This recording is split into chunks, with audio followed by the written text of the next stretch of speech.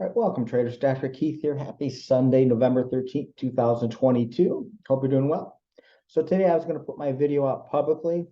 Typically this is just part of the alert service, but I wanted to give it for free today and just kind of show you. So, this is interesting. So on the S&P, we're basically looking at now close to across, where all of a sudden now retailer traders are starting to go short.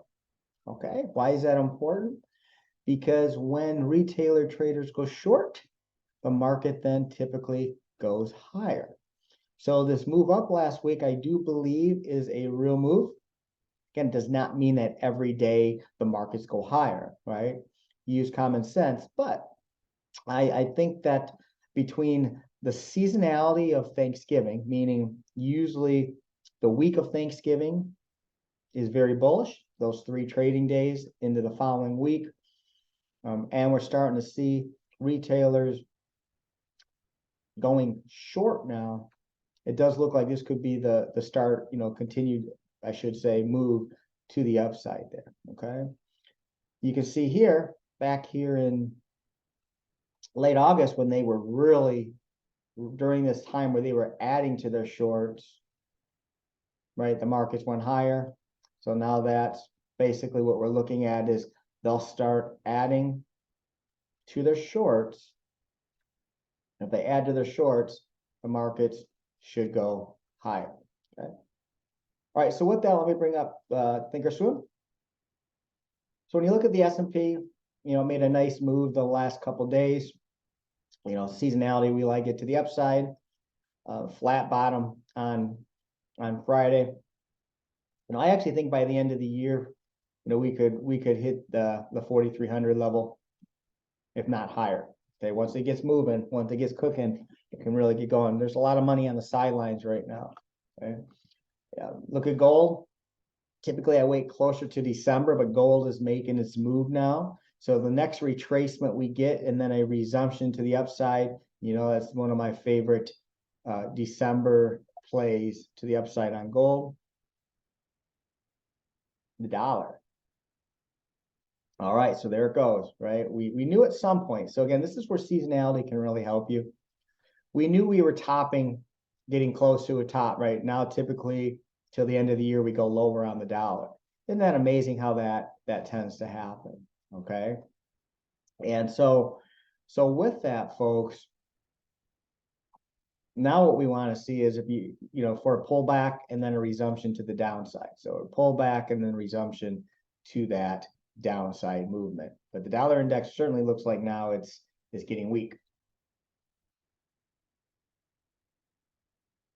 Crude oil kind of consolidating, but again, as I mentioned in my weekly talks here, we've got a seasonal long coming. So I like the fact we're kind of consolidating. Crude will end up breaking out here more than likely here pretty shortly. I do like it to that long side play.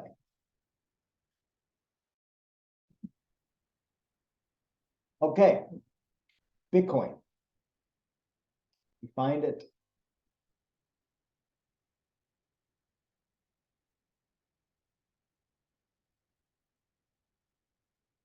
The Bitcoin continues to go lower, and it certainly looks like at this point it wants to continue. Typically, we don't have a lot of seasonal data yet on Bitcoin, but January has been a pretty weak month. My only concern right now, you're seeing Bitcoin getting a lot of publicity on the news, and it's going to go lower, lower, lower. So that usually means we're getting pretty close, at least to a short-term bottom. I wouldn't be surprised to see a jump in December and then roll back over in January. All right, let's look at bonds. Okay, so now bonds here, you can see the weekly finally closed green. Granted, this is not a very Hackenacci-like exciting green candle, right? That's more of an indecisive. We look more for something like this. Excuse me. But that could be close to the bottom here. Be careful though. That's a massive trend, right? Look at all the weekly red candles. So you don't want to fight that yet. What you'd rather do, in my opinion, let it prove itself, continue up, have that pullback. And once my trend indicator turns green, and then it starts going back higher after that pullback, then we can look for the entry. Sometimes it's all about patience in the markets.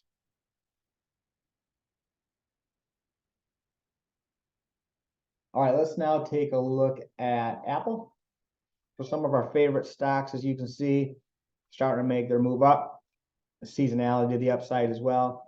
Laguerre trigger on Apple. Now, I do like Apple. I'm going to wait, folks. I may do a new trade tomorrow morning in the alert service, but I'm going to wait to see how the markets open up. You know, right now with the indecisive on the elections and, you know, just being in a weekend, I'm going to wait until Monday morning for new opportunities. But Apple's meeting the criteria at this point. Other than we'll see if the weekly can open up green as well. Okay.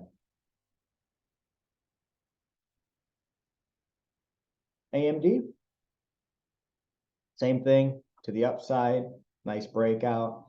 You know, that's one of the things about some of these great stocks, right? When you've got some discounts now, knowing you've got some seasonal moves, it can be really good. So the VIX continues lower. I tell you what, how exciting if VIX gets down to 20 here, okay, this will be a fantastic long opportunity on the VIX. But boy, it's just been doing what it should be, you know, and this is what it does. It goes back and forth, back and forth, back and forth. So keep an eye on the VIX, folks. And then lastly for today, Domino's Pizza. There's a trade I'm in long right now. The weeklies have already turned around. Great seasonal play here.